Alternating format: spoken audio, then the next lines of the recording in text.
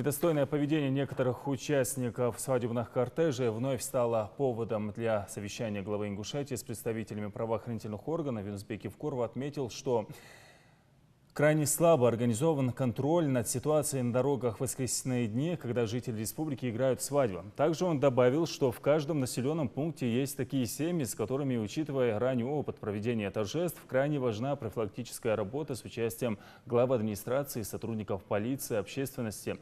Глава Ингушетии отметил, что в отношении правоохранителей, намеренно создавших на оживленной трассе аварийно-опасную ситуацию, необходимо провести тщательную проверку.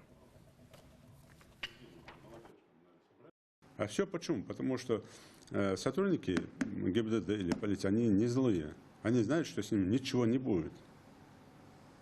С ними ничего не будет. А если бы они знали, что за это он понесет наказание вплоть до увольнения, ну, поверьте мне, они были бы более принципиальны в этих отношениях. Вы сами разлагаете эту молодежь, этих людей. Все от нас требуют сегодня навести порядок.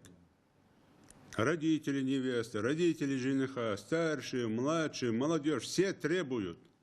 Вам что мешает сегодня просто взять и пресечь это все?